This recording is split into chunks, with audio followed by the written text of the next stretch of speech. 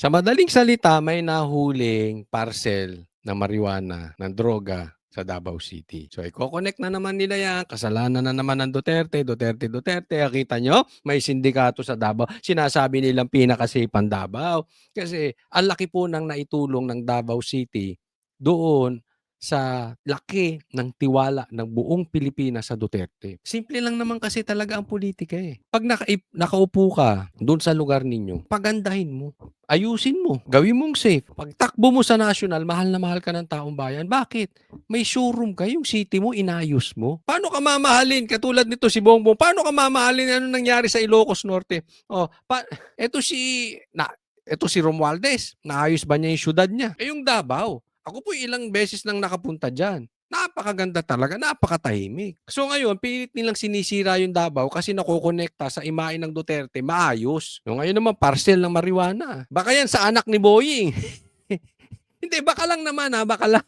Kasi di ba na yung anak niya nakatanggap ng parcel ng marijuana, high grade. Tapos, ang bilis-bilis, napawalang sala agad-agad. Pero bago napawalang sala, natanggal muna yung PDEA chief kung saan nahuli yung kanyang anak na nagpadala ng parcel ng marijuana. Posibleng walang kasalanan yung anak ni Boying. Di ba? Posible. Pero posible ring meron.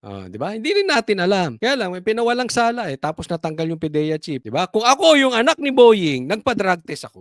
Para mawala yung duda ng taong bayan. Tama o tama-tama? Hindi naman nagpa-drug test Basta nawala na lang yung kaso tapos na nahimik. Eto, bakit ko pinasok yung drug test? Bakit ko napasok yung parcel? Kasi same thing. Iuugnay na naman ito namang sindikato ng droga. Nakailang drug test na sila. Nakailang papadrug test na po ang Duterte. Negative ng negative ng negative. Si Bongbong nga takot sa drug test. Simple lang yan Kasalukuyang binubuksan ngayon ng mga tauhan ng PDEA at NBI at maging Bigyan nyo kay Bongbong.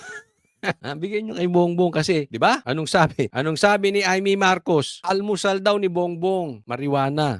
Totoo yun. Ako'y naniniwala doon. Bakit? Kapatid mismo nagsabi. Nakikita daw, siya pa nga naglilinis nung mga kalat tauhan ng courier, ito ngang mga nakumpiska na mga kontrabando dito nga sa warehouse ng courier dito sa Davao City. Kung makikita natin na positibo mga kapatid, may mga marijuana, may nakita tayong mga illegal na mga kontrabando dito sa loob ng mga parcel. Positibo yung droga. Kaya lang ang tanong, hindi kaya tanim parcel yan? Hindi natin alam, di ba? Mahirap magsalita okay? Pero nakakapagduda naman Ang daming po pwede pagdalahan na lugar, nakalat ang droga. Diyan pa sa mahigpit na Davao City, galit na galit sila sa droga, diyan pa kayo nagdala. Alam nyo, ibintang nyo na lahat sa Duterte. Okay? Posibleng maniwala ang taong bayan. Pero pagdating sa corruption at sa droga, alam natin seryoso ang Duterte. Hindi sila dyan. Naglalaman ang mga parcel ng high-grade kush, mga vape na may marijuana substance at marijuana oil.